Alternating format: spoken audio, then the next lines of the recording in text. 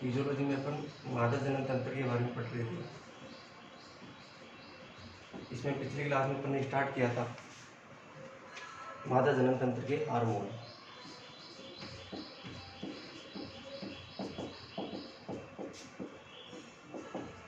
मादा जनन तंत्र के हार्मोन अपन ने स्टार्ट किया था।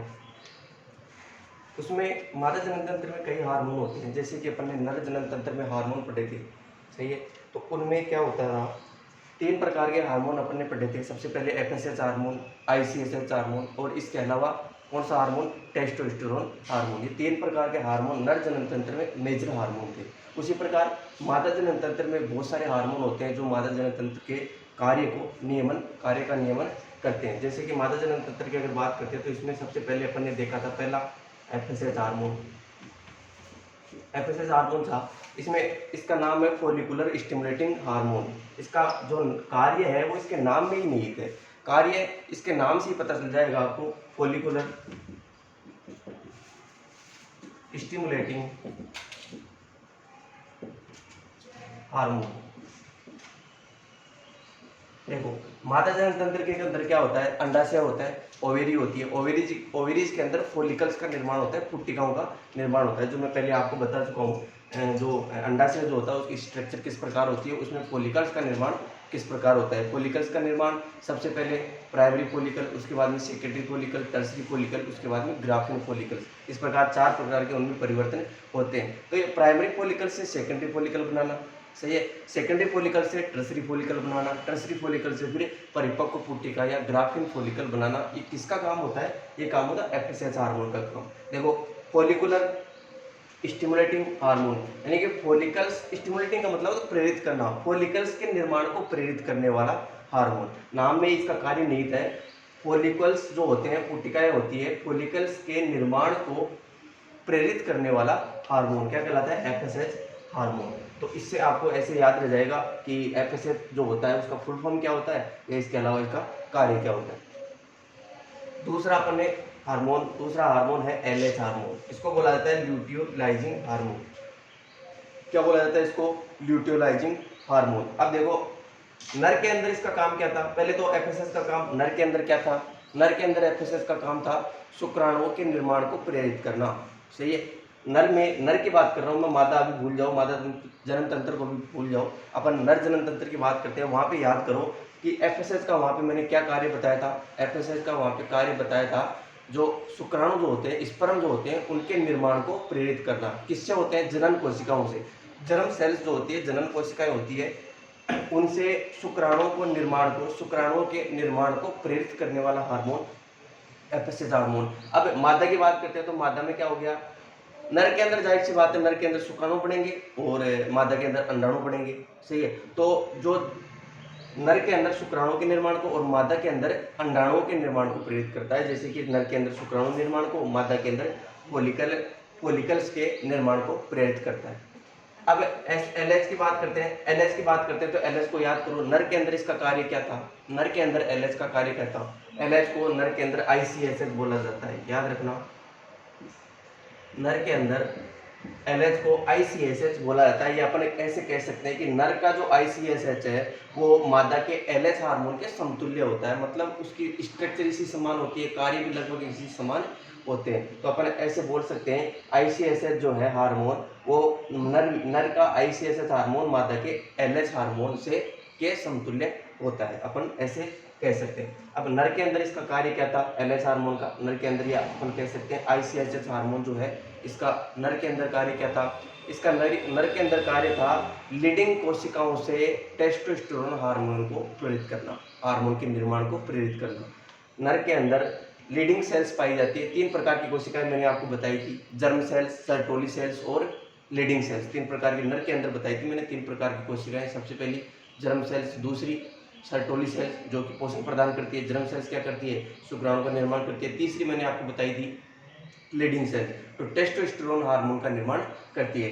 तो यहाँ पे एलएच हार्मोन जो होता है वो किस पे कार्य करता है, लीडिंग कोशिकाओं के ऊपर कार्य करता है, और लीडिंग कोशिकाओं के ऊपर कार्य करके टेस्टोस्टेरोन हार्मोन जो होता है उसके निर्माण को प्रेरित करवाता है। सही है, ये नर के अंदर हो गया।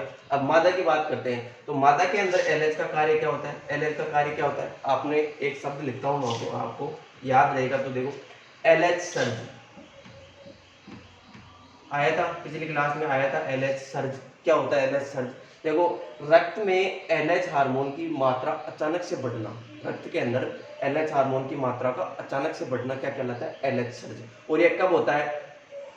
जब एफएसएच अपना कार्य कर चुका होता है, प्राइमरी फॉलिकल्स से सेकेंडरी फॉलिकल्स, सेकेंडरी फॉलिकल्स से टर्सरी फॉलिकल्स, टर्सरी फॉलिकल्स से ग्राफिन फॉलिकल्स। इस प्रकार ये काम किसका हो गया? ये काम तो हो गया एफएसएच का। एफएसएच ने अपना कार्य कर दिया, एफएसएच ने अपना कार्य कर दिया, प्राइमरी, सेकेंडरी, टर्सरी और ग्राफिन फॉलिकल का निर्माण करके एफएसएच ने कार्य कर दिया। अब कार्य किसका होगा? अब होगा एलएच का। सही है, एलएच का कार्य होगा, जैसे ग्राफिन फॉलिकल बन गई, इसके अंदर ओवम उपस्थित है, अंडाणु उपस्थित है, तो इस अंडाणु को इस ग्राफिन फॉलिकल से बाहर निकालना, ये अपन कह सकते हैं इस अंडाशय से इस ओवम को या इस अंडाणु को अंडाशय से बाहर निकालने का काम किसका होता है? एलएच का। अब जैसे एलएच सर्ज होता है, यानी कि रक्त में अचानक से एलएच की मात्रा बढ़ती है, उस समय क्या होता है? इस अंडाणु के चारों तरफ पाई जाने वाली एक कोशिकाओं की परत पाई जाती है, जिसको बोला जाता है कूमुलस उफोरस। क्या बोला जाता है उसको? कूमुलस उफोरस। ये अंडाणु जो है, अंडाणु की चारों तरफ एक लेयर पाई जाती है कोशिकाओं की। अंडाणु की तरफ तो वैसे तो बहुत सारी लेयर पाई जाती है, जैसे कि जोना पेलिसुडा, सही है, जो अंडाणु के साथ ही जाएगी। जोना पेलिसुडा के अंदर की तरफ एक मेम्ब्रेन पाई जाती है, जिसको व्हाइट लाइन मेम्ब्रेन बोला जाता है। सही है। अब सबसे ऊपर एक परत पाई जाती है कूमुलस उफोरस। लेयर का नाम क्या है? कुमुलस उफोरस। मैं पिछली क्लास में ये आपको बता चुका हूँ। कुमुलस उफोरस की कोशिकाओं को ये एलएच हार्मोन जो है, ये एलएच सर्ज की वजह से एलएच हार्मोन की मात्रा बढ़ गई। अब ये बढ़ी हुई एलएच की मात्रा क्या करती है? इस कुमुलस उफोरस की जो कोशिकाएं होती है उसको नष्ट करने लग जाती है। इस अंडाणु के चारों तरफ जो कोशिकाएं पाई जाती है, कुमुलस उफोरस की एक परत पाई जाती है, उसको धीरे धीरे ये नष्ट करने लग जाता है। और जैसे ये कुमुलस उफोरस की कोशिकाएं नष्ट होगी, ये अंडाणु होता है, ये ग्राफिन फॉलिकल से बाहर निकल जाएगा। और जैसे ग्राफिन फॉलिकल से बाहर निकलेगा, उसके साथ साथ ये अंडाशय से भी बाहर निकल जाता है, अंडाशय से बाहर निकल जाता है, अंडाशय से बाहर निकल जाता है। इस क्रिया को क्या कहा जाता है? मतलब अंडाशय से अंडाणु का बाहर निकलना क्या कहलाता है? इसको बोला जाता है अंडोत्सर्ग। क्या बोला जाता है इस क्रिया को? अंडोत्सर्ग। इंग्लिश में बोलते हैं ओवुलेशन, अंग्रेजी में इसको क्या बोला जाता है? ओवुलेशन, हिंदी में अंडोत्सर्ग बोला जाता है। तो एलएच का कार्य क्या हो गया? अंडोत्सर्ग की क्रिया करवाना। क्या किसका काम है? एलएच हार्मोन का कार्य है। ये मादा के अंदर है, याद रखना। ये एलएच का काम मादा के अंदर, नर के अंदर, दोनों के अंदर अलग अलग होता है। नर के अंदर टेस्टोस्टेरोन हार्मोन का स्त्रवण करवाना होता है, मादा के अंदर इसका कार्य होता है अंडोत्सर्ग की क्रिया या ओवुलेशन करवाना, मतलब अंडे को अंडाशय से बाहर निकालना। अब जैसे अंडाणु जो होता है, ओवम जो होता है, वो अंडाशय से बाहर निकलेगा तो कहाँ जाएगा? अंडाशय से बाहर निकल के किस में जाएगा? इनफेंडिबुलम के फिम्बरी वाले पार्ट में जाएगा। इनफेंडिबुलम क्या होता है? ओविडक्ट का सबसे अंदर वाला भाग, या अपन कह सकते हैं सबसे पहले वाला भाग जो होता है ओविडक्ट का, जो अंडाशय के पास में स्थित होता है, उसके ऊपर एक झालरी नुमा संरचनाएं पाई जाती है। जैसे मान लो ये हो गया इनफेंडिबुलम, और इसके ऊपर ये क्या झालरी, इसको बोल सकते हैं, या झालरी जैसी संरचना जिसको बोल सकते हैं, वो क्या करती है? इस अंडाणु को ग्रहण करती है, अंडाणु को ले लेगी इसको और आगे ओविडक्ट के अंदर भेज देगी, इनफेंडिबुलम में भेज देगी। इनफेंडिबुलम से फिर जो इसका लास्ट वाला पार्ट जो होता है, एम्पुला जो पार्ट होता है, उसके अंदर भेज देगी। और एम्पुला वाला पार्ट किससे जुड़ा होता है? फैलोपियन नलिका से। और उस भाग में क्या होता है? उस भाग के अंदर निषेचन की क्रिया होती है। एलएच का कार्य समझ में आ गया?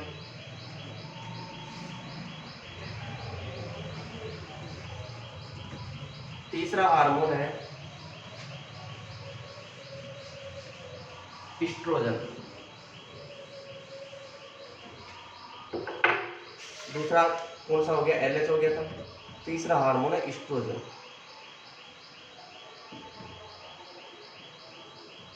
Oestrogen hormone. और ईस्ट्रोजन हार्मोन को क्या बोला जाता है?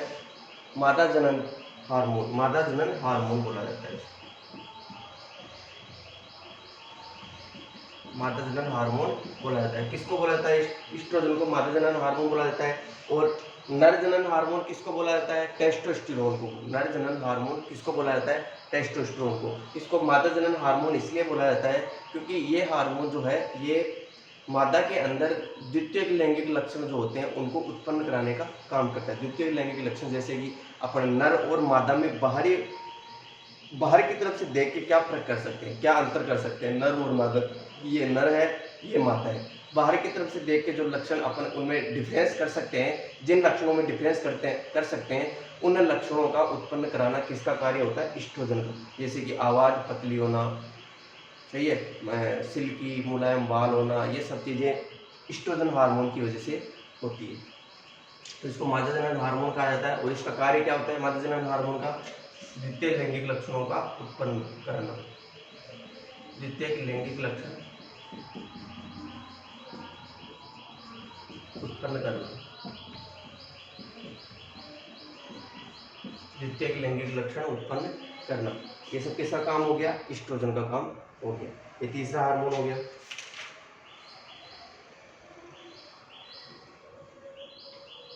अब पहले तो एफएसएस हार्मोन कहाँ से स्त्राव होता है? इस हार्मोन का स्त्राव होता है पीयूष ग्रंथि से। ये मैं पिछले क्लास में आपको बता चुका हूँ। पीयूष ग्रंथि जो है उससे इसका निर्माण होता है। पीयूष ग्रंथि के अग्रभाग से, जिसको अपन एडिनोहाइपोफाइसिस भी बोलते हैं, उस भाग से इसका निर्माण होता है। एनएच हार्मोन का निर्माण भी इसी भाग से होता है, पीयूष ग्रंथि के अग्रभाग से, जिसको एडिनोहाइपोफाइसिस बोलते हैं। ईस्ट्रोजन का निर्माण किससे होता है? ईस्ट्रोजन का निर्माण अंडाशय से होता है। अंडाशय में कुछ विशिष्ट प्रकार की कोशिकाएं पाई जाती है जिनको बोला जाता है थीका कोशिकाएं। थीका कोशिकाएं, इन थीका कोशिकाओं के द्वारा ईस्ट्रोजन हार्मोन का निर्माण होता है। अपन कह सकते हैं कि थीका कोशिकाओं के द्वारा ईस्ट्रोजन हार्मोन का स्त्राव किया जाता है।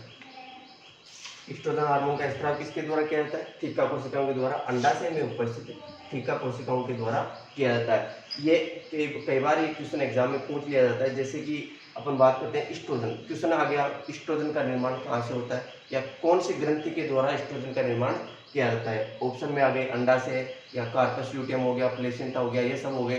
तो इसमें जो मेजर अपन बात करते हैं, ज़्यादातर स्त्राव जो होता है वो अंडाशय से होता है। कुछ मात्रा में इसका स्त्राव प्लेसेंटा से भी हो सकता है। जो प्लेसेंटा होता है भ्रूण को मादा से जोड़ने का जो कार्य करने वाली जो संरचना है, जोड़ने वाली जो संरचना है, जिसको प्लेसेंटा कहा जाता है, उससे भी ईस्ट्रोजन का कुछ मात्रा में इसका स्त्राव होता है। सही है। इसके बाद में आता है चौथा हार्मोन प्रोजेस्टेरोन।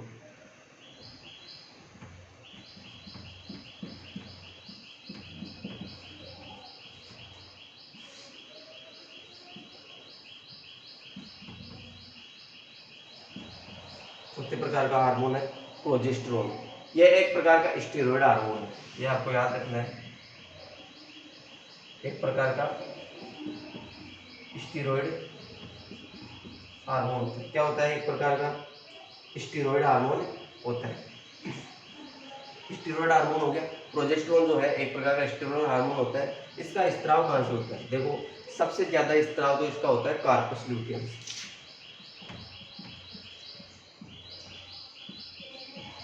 अब कार्पस ल्यूटियम क्या होती है अपने पिछले क्लास में डिस्कस कर चुके हैं। कार्पस ल्यूटियम क्या होती है ये तो आपको ध्यान होना ही चाहिए कि कार्पस ल्यूटियम क्या होती है। सीएल इसको बोला जाता है, कार्पस ल्यूटियम इसको शॉर्ट में सीएल बोला जाता है। अब बता देता हूँ इसका निर्माण किस प्रकार होता है।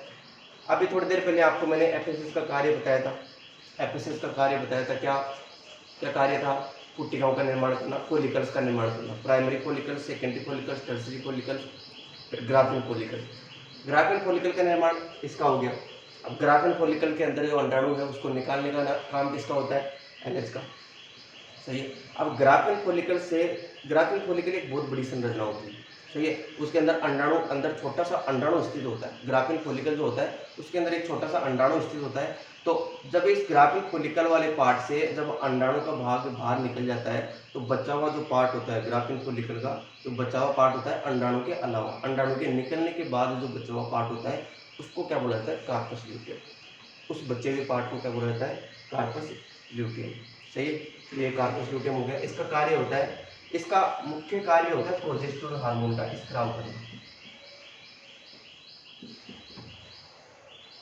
प्रोजेस्टेरोन हार्मोन जो है इसका स्त्राव करने का काम किसका होता है? कार्पस ल्यूटियम का। अब प्रोजेस्टेरोन हार्मोन कहाँ से स्त्राव होता है? कार्पस ल्यूटियम से। या अपन इसका एक छोटा सा कुछ मात्रा में इसका स्त्राव कहाँ से होता है?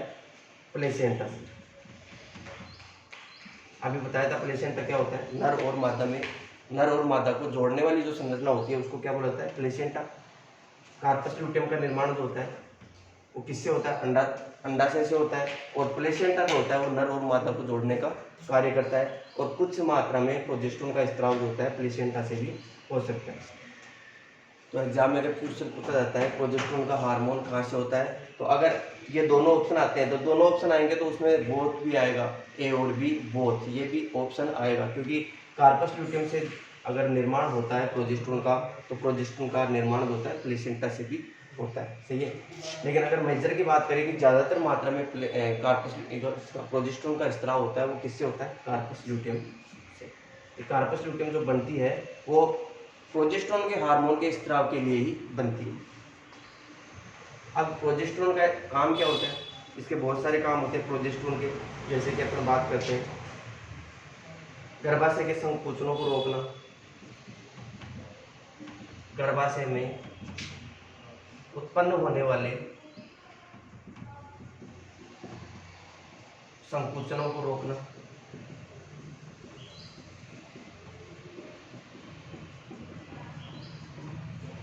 गर्भाशय में उत्पन्न होने वाले संकुचनों को रोकना। इसके अलावा एंडोमेट्रियम मिल्क, जिसको गर्भाशयी दुग्ध बोला जाता है, गर्भाशय से स्त्रावित होने वाला एक मिल्की पदार्थ, गर्भाशय दुग्ध का निर्माण करवाना, सही। इसके अलावा अगला कार्य क्या हो गया? गर्भाशय की ग्रंथियों की क्रियाशीलता को बढ़ाना,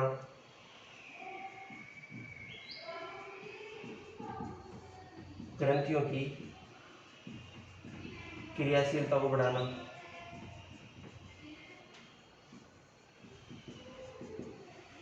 गर्भाशय की ग्रंथियों की क्रियाशीलता को बढ़ाना।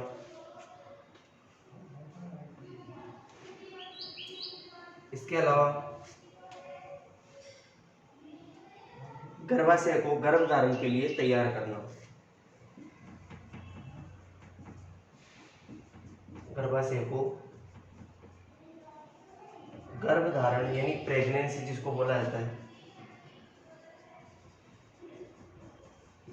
के लिए तैयार करना।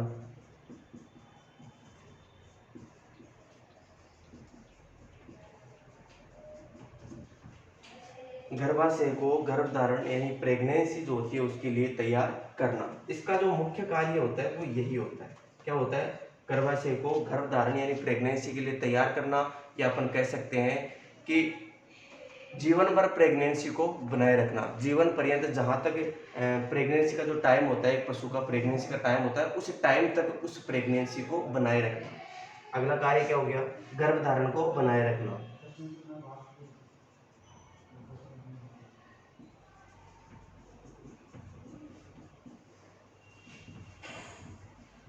गर्भधारण को बनाए रखना, ये इसके कार्य हो गए। ये दो मुख्य ऐसे कार्य होते हैं, कौन कौन से?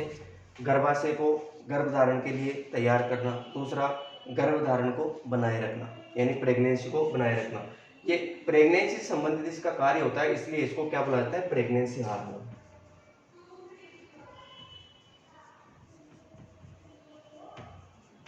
प्रेगनेंसी हार्मोन भी इसको बोला जाता है। किस वजह से? क्योंकि ये गर्भाशय को गर्भधारण के लिए तैयार करता है और उस प्रेगनेंसी को, जो गर्भधारण है उसको निश्चित समय के लिए, जब तक इसका टाइम होता है, गर्भधारण का समय होता है, वहाँ तक इस प्रेगनेंसी को बनाए रखने का कार्य होता है। अब यहाँ से पता चल रहा है कि गर्भधारण को बनाए रखने का काम कौन करता है? प्रोजेस्टेरोन। अगर प्रोजेस्टेरोन की मात्रा शरीर में कम हो जाती है या प्रोजेस्टेरोन की मात्रा खत्म हो जाती है, या अपन ऐसे कह सकते हैं कि कार्पस ल्यूटियम, किसी भी प्रकार से कार्पस ल्यूटियम नष्ट हो जाती है किसी भी रोग की वजह से, प्रेगनेंसी है लेकिन कार्पस ल्यूटियम तो है ही वहाँ पे, क्योंकि कार्पस ल्यूटियम किसका स्त्राव कर दिए? प्रोजेस्टेरोन का। और प्रोजेस्टेरोन जब तक प्रेगनेंसी है तब तक प्रोजेस्टेरोन रहेगा। तो अगर कार्पस ल्यूटियम किसी वजह से नष्ट हो जाती है तो अपन ऐसे कह सकते हैं कि प्रोजेस्टेरोन हार्मोन का लेवल जो होता है गिर गया। अगर ये कार्पस ल्यूटियम किसी रोग की वजह से नष्ट हो जाती है तो प्रोजेस्टेरोन हार्मोन जो होता है वो उसका लेवल घट गया। अब प्रोजेस्टेरोन हार्मोन का लेवल जैसे ही घटेगा तो गर्भधारण जो होता है, गर्भधारण को कौन बनाए रखता है? प्रोजेस्टेरोन। अब प्रोजेस्टेरोन का स्तर तो गिर गया। अब प्रोजेस्टेरोन का स्तर जैसे ही गिरता है तो गर्भधारण से गर्भपात की अवस्था आ सकती है। जो अबॉर्शन की जो अवस्था आती है गर्भपात की, वो प्रोजेस्टेरोन के लेवल के कम होने की वजह से आती है। ये चीज आपको ध्यान रखनी है। अब इसका कार्य एक बार ऐसे और समझते हैं अपन।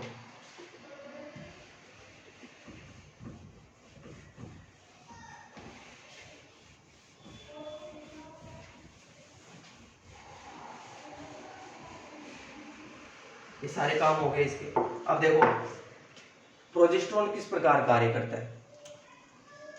ये अंडाशय है, सही है। इसके अंदर ग्राफिन फॉलिकल का है, ग्राफिन फॉलिकल इसके अंदर बन गई। ग्राफिन फॉलिकल के अंदर क्या है? अंडाणु है। इसके अंदर अंडाणु उपस्थित है। अब जैसे ये अंडाणु बाहर निकलता है, ओवम बाहर निकलता है, क्या बचा हुआ है? क्या बचा हुआ है यहाँ पे? सीएल बच गई। यहाँ पे क्या बच गई? सीएल बच गई, क्योंकि मैंने आपको बताया था ग्राफिन फॉलिकल से अंडाणु बाहर निकलता है तो क्या बढ़ती है? Corpus luteum. अब जैसे ये कार्पस ल्यूटियम बढ़ती है, इससे प्रोजेस्टेरोन का स्त्राव चालू हो जाता है। प्रोजेस्टेरोन हार्मोन का स्त्राव जो होता है चालू हो जाता है। ये प्रोजेस्टेरोन हार्मोन का स्त्राव चालू हो जाता है। डायग्राम से अपन इसको समझ लेते हैं।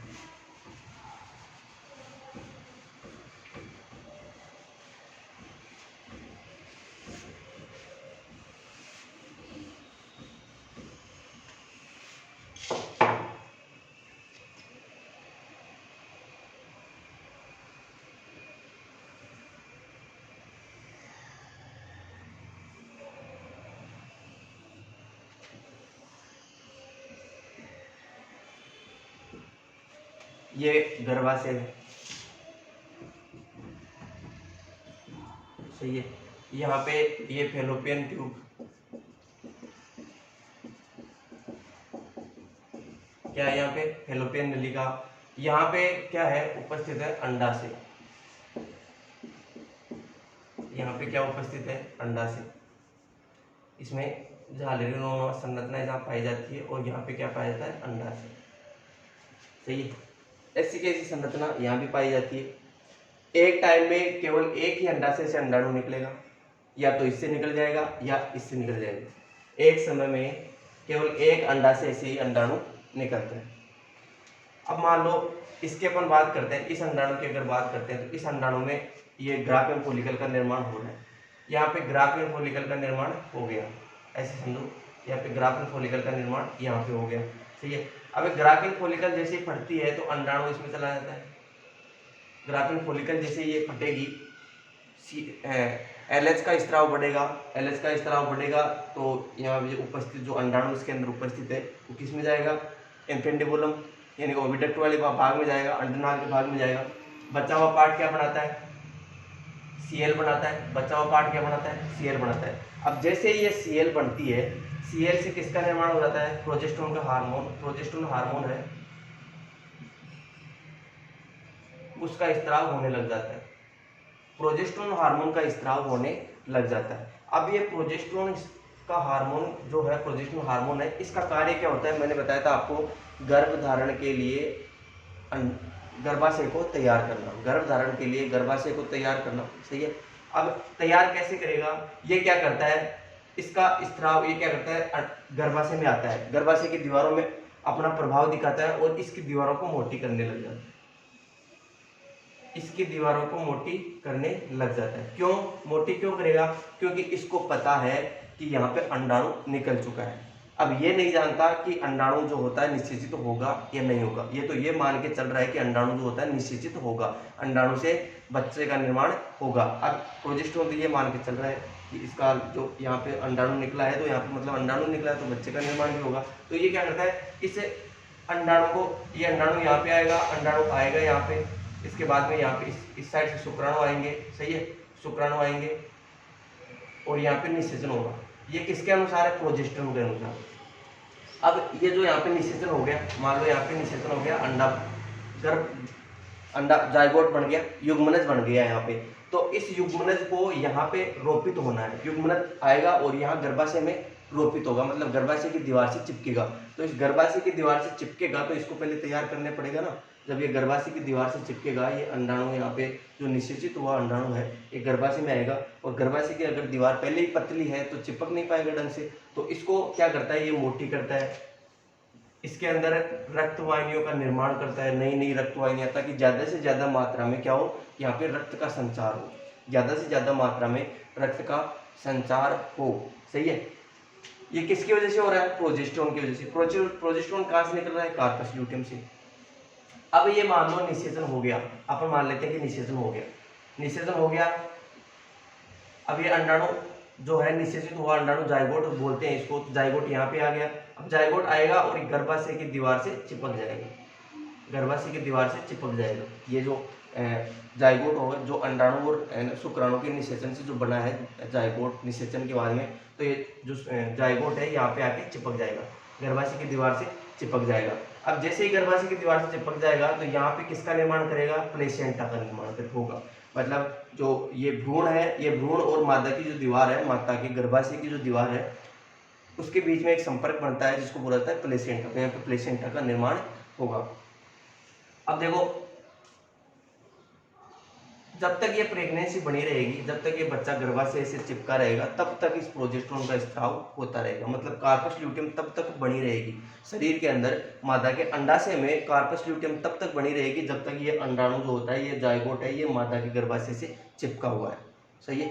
तब तक ये कार्पस ल्यूटियम बनी रहती है और प्रोजेस्टेरोन हार्मोन का स्त्राव करती रहती है। अब प्रोजेस्टेरोन हार्मोन का स्त्राव करेगी तो यह जो अंडा है प्रोजेस्टेरोन हार्मोन के स्त्राव की वजह से इसे दीवार से चिपका रहेगा।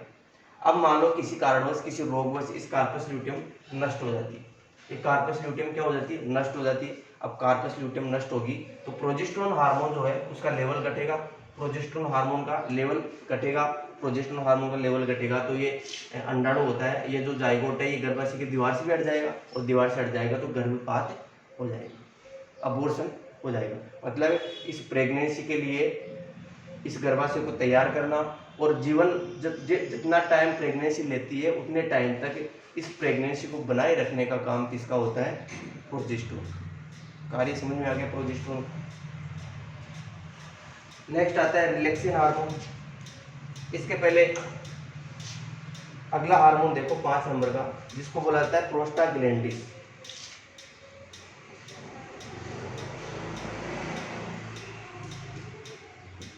प्रोस्टाग्लैंडिन हार्मोन, इसको पीजी बोला जाता है, प्रोस्टाग्लैंडिन पीजी हार्मोन जिसको बोला जाता है। इसका एक मुख्य हार्मोन है जिसको पीजीएफ2 अल्फा बोला जाता है, पीजीएफ2 अल्फा, इसका एक मुख्य हार्मोन होता है पीजीएफ2 अल्फा।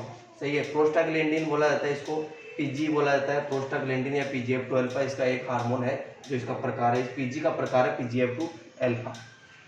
इसका कार्य क्या होता है, प्रोस्टाग्लैंडिन का कार्य होता है कार्पस ल्यूटियम को नष्ट करना।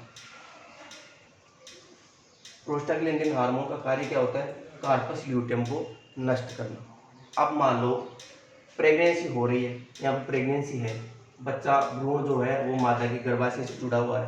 अब प्रोस्टाग्लैंडिन का अगर इंजेक्शन अपन दे देते हैं पशु को इस प्रोस्टाग्लैंडिन हार्मोन का इंजेक्शन दे देते हैं तो कार्पस ल्यूटियम नष्ट हो जाएगी और यहाँ पे अबॉर्शन हो जाएगा। इसका कार्य होता है अबॉर्शन करवाना, या अपन कह सकते हैं कार्पस ल्यूटियम को नष्ट करना।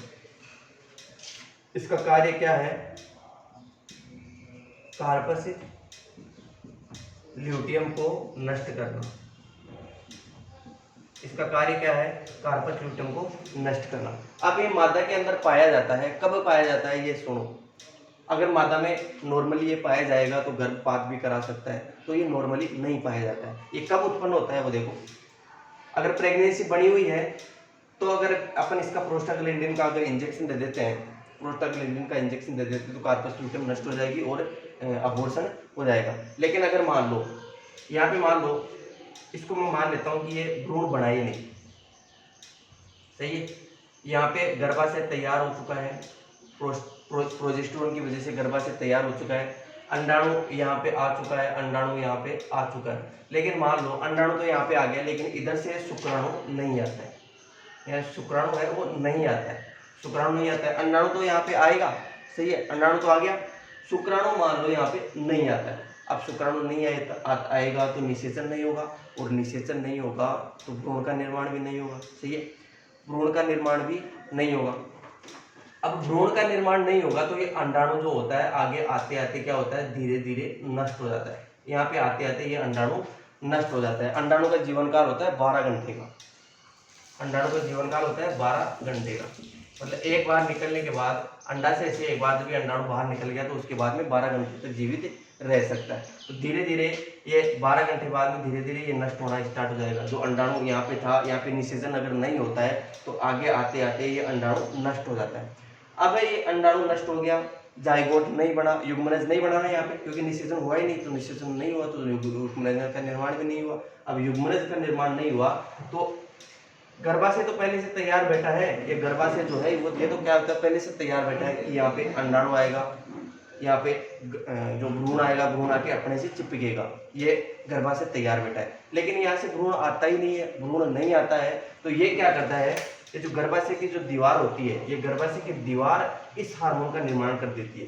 जब ये भ्रूण नहीं आता है, भ्रूण यहाँ पे नहीं आता है, कहीं निषेचन ही नहीं हुआ, निषेचन नहीं आया तो भ्रूण कहाँ से आएगा। अगर भ्रूण नहीं आता है तो नहीं आने के बाद ये क्या करता है, ये जो गर्भाशय की दीवार होती है ये स्त्राव करने लग जाती है, किसका, प्रोस्टाग्लैंडिन का। प्रोस्टाग्लैंडिन जिसको PGF2 अल्फा बोला जाता है, इस हार्मोन का ये निर्माण करने लग जाती है। कौन, गर्भाशय की दीवार, गर्भाशय की दीवार इस हार्मोन का निर्माण करने लग जाती है। अब इस हार्मोन का निर्माण करेगी तो इसका कार्य मैंने बताया था कार्पस ल्यूटेम को नष्ट करना। अब ये कार्पस ल्यूटेम को जाके नष्ट कर देता है। ये PGF2 अल्फा जो है यहाँ से गर्भाशय की दीवार से जिसका जो उत्पन्न हुआ है वो क्या करेगा, इस कार्पस ल्यूटेम को नष्ट कर देगा। अब ये कार्पस ल्यूटेम नष्ट हो जाएगी तो प्रोजेस्टेरोन कम हो जाएगा, प्रोजेस्टेरोन कम हो जाएगा तो फिर से ग्राफ्टिंग फॉलिकल वापस बनेगा, फिर से यही चक्कर वापस चलेगा। तो ये आपको समझ में आ गया प्रोस्टाग्लैंडिन का कार्य। छठे प्रकार का हार्मोन है रिलैक्सिन हार्मोन।